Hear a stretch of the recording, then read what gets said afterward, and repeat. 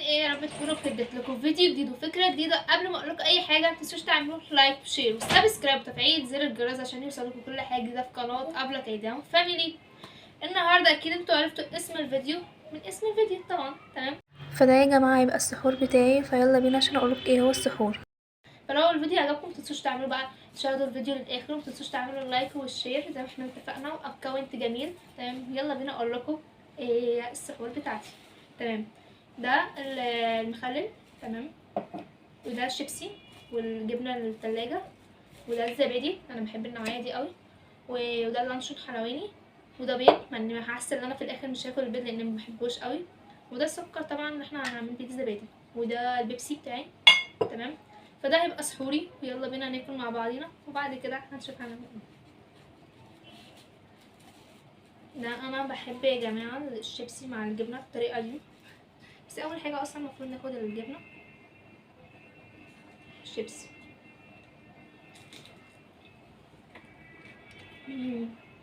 ده اول الفكره دي.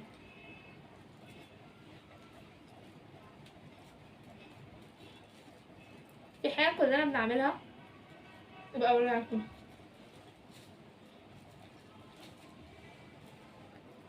بنمسك اللانشون، كنا زمان احنا صغيرين كنا بنحب طعمه قوي هو بالجبنه، فكنا بنعمل ايه بقى لما بنشوف السحور؟ كنا نمسك انواع الاكل مثلا الموجود، نفضل نعمل من كل حاجه حاجه ونقول يلا نجرب. فدي الحاجه اللي بنحب نعملها. اخلص الاكل وارجع اقول لكم نعمل ايه. ورجعت لكم بعد ما خلصت اكل. انا اكلت كتير قوي النهارده فاهو. والشيبسي، انا البيض هتقولي ليه ما قربتلوش؟ هقول لكم ما بحبش البيض قوي، فعشان كده انا قلت لو حبيت اكله فابقى اكله.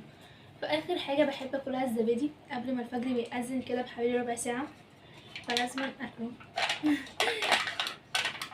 مش عارفه دايما بيحصل معايا الكارثه دي، نفسي مره افتحها كامله.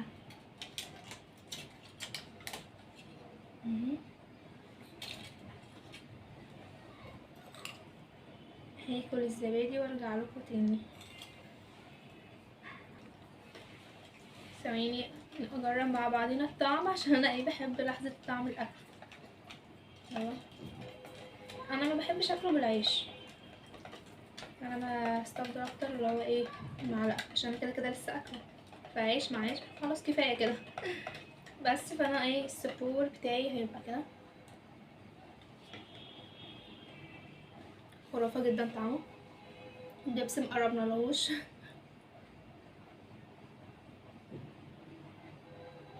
تمام، ده سحوري يا جماعه الفيديو. يا رب يكون الفيديو عجبكم، ولو عجبكم متنسوش بقى زي ما قلنا تعملوا لايك وشير وسبسكرايب وتفعيل زر الجرس عشان يوصلكم كل حاجه ده في قناه قبل كده فاميلي. باي.